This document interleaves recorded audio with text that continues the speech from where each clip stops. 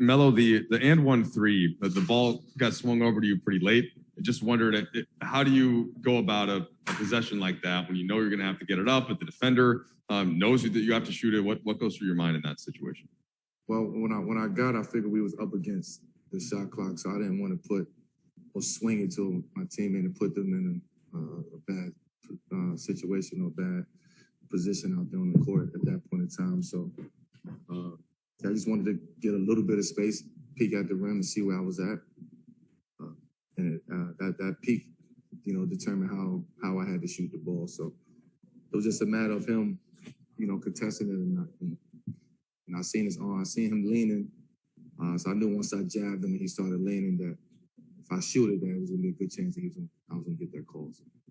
And then this could apply to this game or really just the last several, but in these lineups when you guys aren't playing the traditional center, what are you thinking about most defensively and kind of what is the key for you in those type of lineups? Yeah, on defense. Well, I mean, like a team like Minnesota, man, they crash 1 through 5. They attack the offensive glass better than anybody that we done played against in the NBA. So just a matter of putting the body on the body, keeping those guys from the offensive rebounding position and allowing ourselves to get in good position to get the rebounds.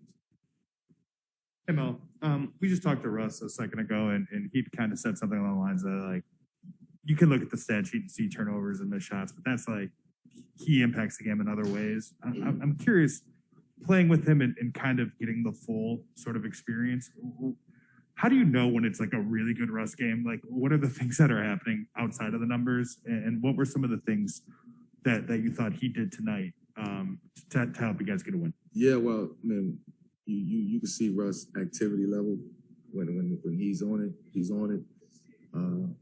He's all over the court as far as being a disruptor out there on the basketball court. When he's locked in and seeing the game the way that he sees it, making the right plays, making the easy plays for others, making the right play for himself. That's the Russ that we know that he can be. And we got to just let him go, just let him be. And I think he knows that.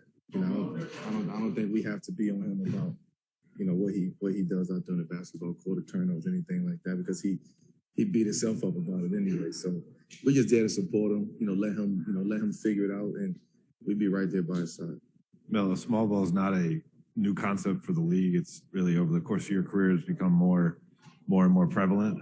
But for this team, it wasn't what you guys went into the season with. Do you recall a film session or a shoot around or a practice where it was first introduced and you guys started to like? No, we don't. We just making adjustments as we go. We adapting to the lineups, to the people that we have out there on the that's dressing up. So we don't know. We found that it's effective at times to go with that small lineup. So that's not my decision to make. That you got to ask Frank that. See what Frank is thinking about that. All right. Melo, when you look at Russ's jumper, your jumper, Avery's jumper, a lot of shot making at the end.